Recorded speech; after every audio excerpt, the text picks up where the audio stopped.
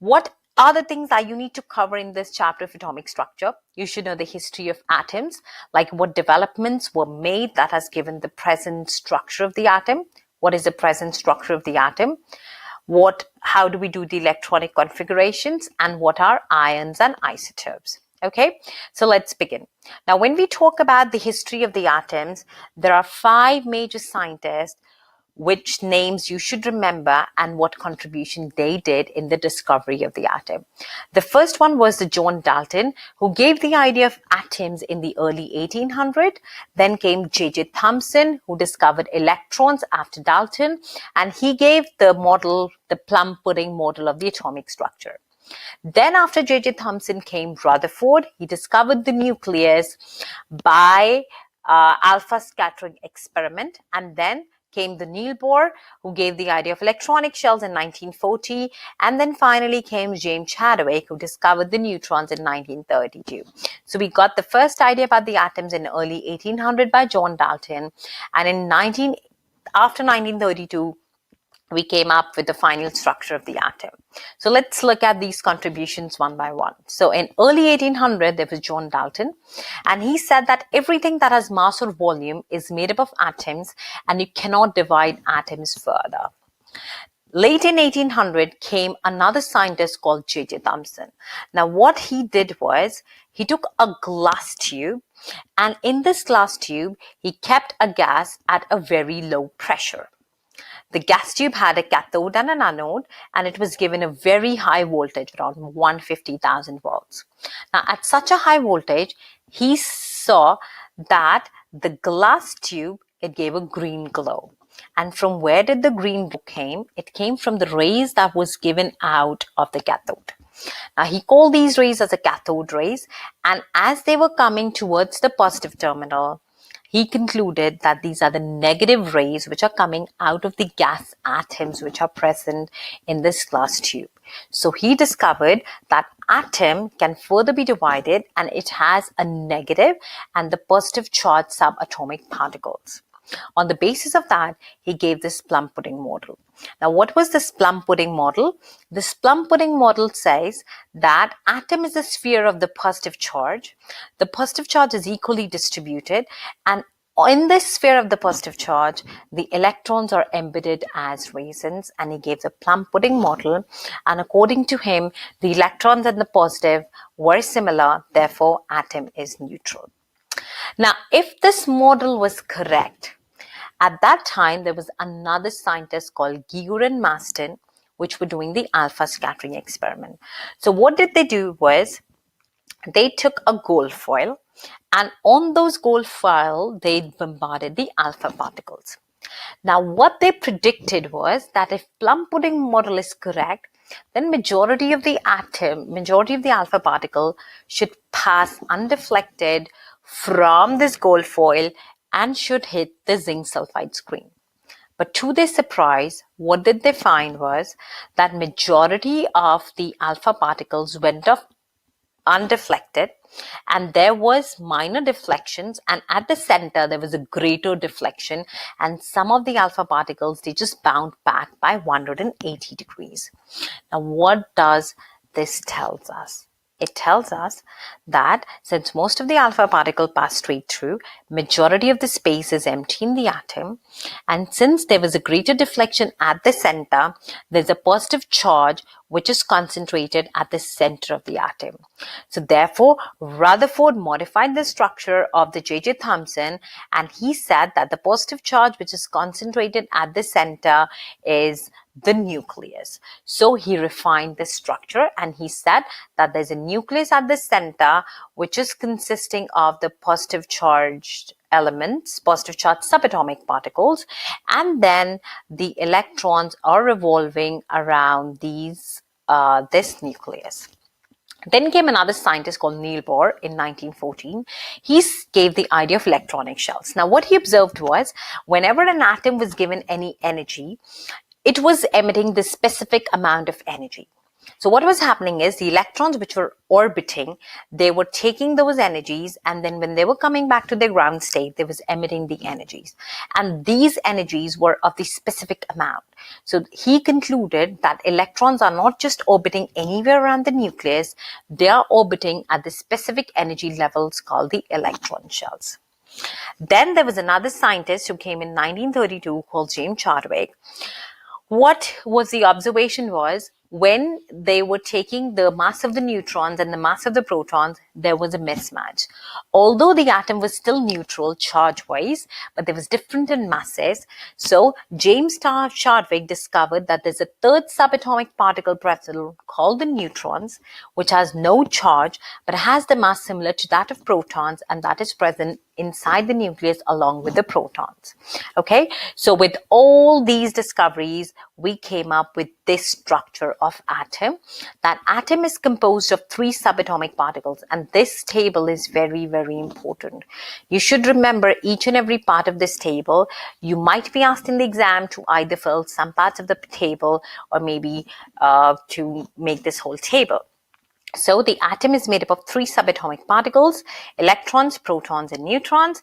Electron has a relative charge of -1, protons have +1, neutrons have 0 charge.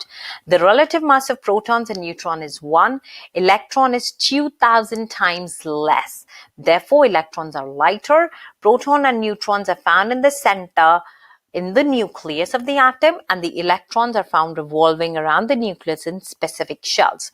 So you can see that this is the element which has 4 electrons. So 2 are in the first shell, 2 are in the next shell, and 4 protons and 4 neutrons are in the center. This is how we make the structure of the atom. Now, how do we work out how many proton numbers, electron numbers, or neutron numbers are there in an atom? For that, we take the help of a periodic table. If you see the periodic table, in the periodic table, all the elements are there with their symbol. So this is the symbol of the element, and they'll be having one number at the top and one at the bottom. The number at the top is the mass number, which is the number of protons and neutrons.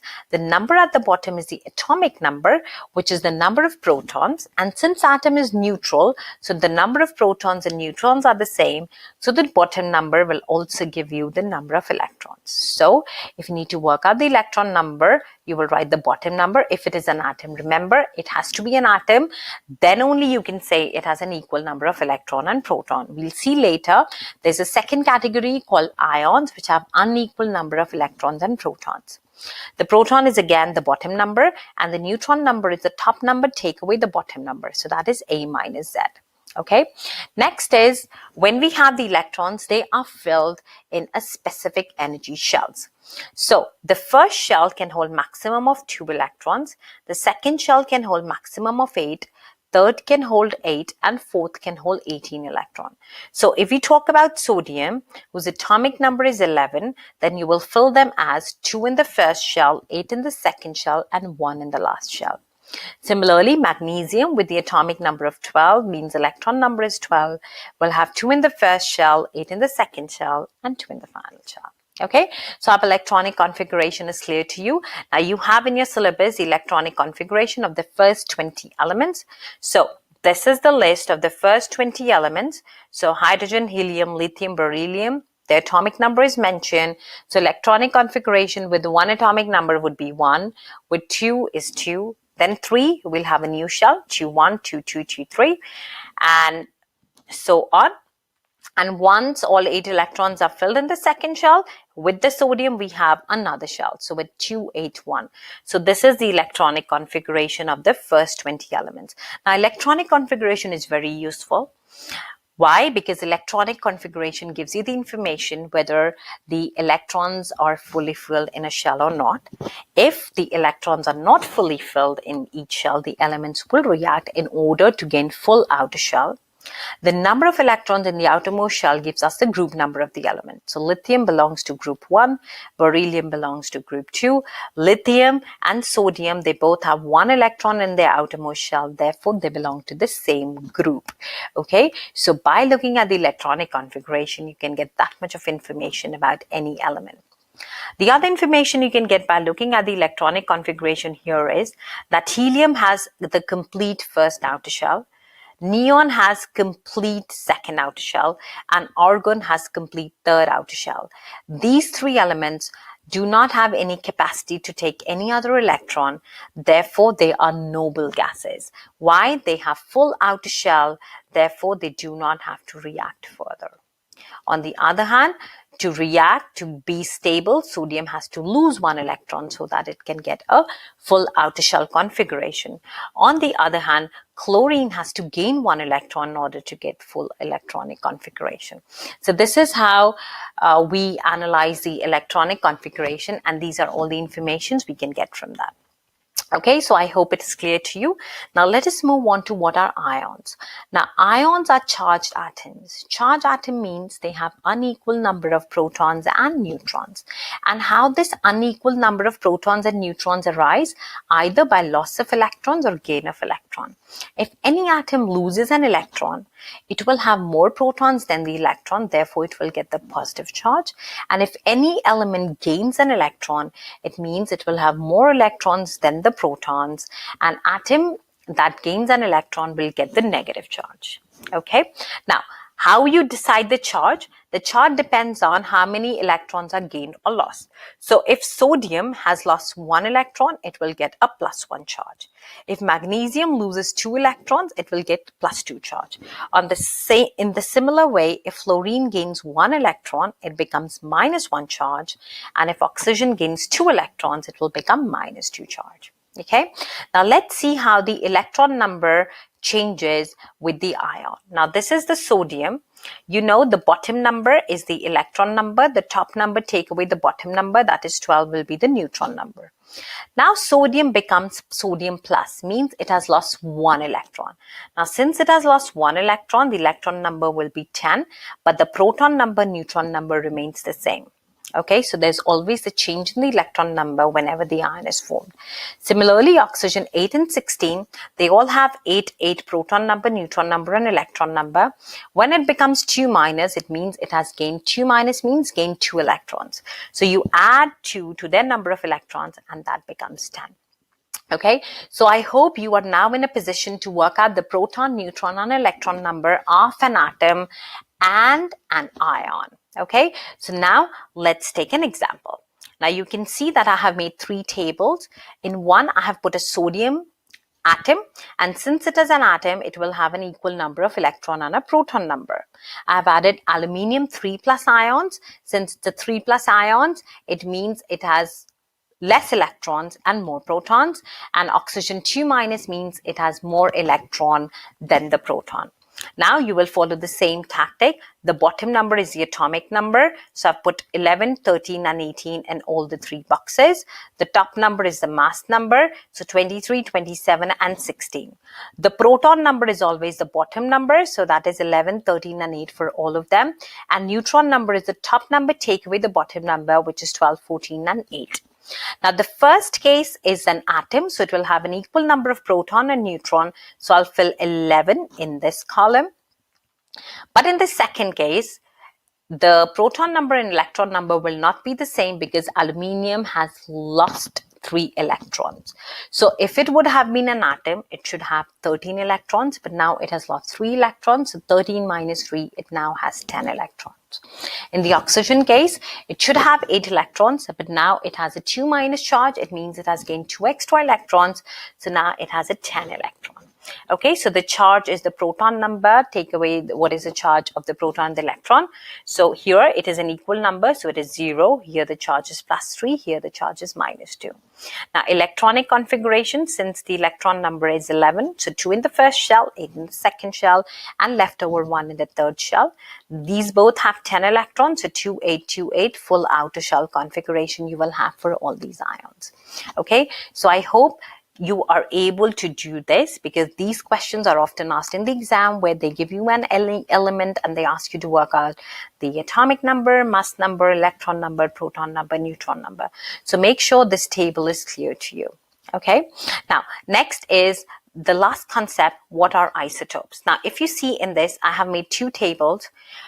They both have carbon. with the same bottom number but different top number.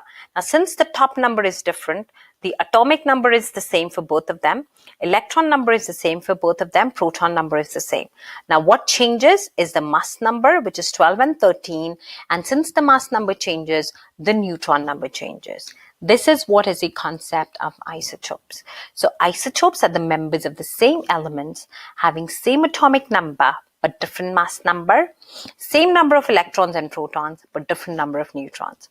So since they have similar electronic number, they show similar chemical properties, and since they have different masses, they show different physical properties and radioactive properties. It can happen one of the isotope is stable, other is radioactive, and this is all because they have different masses.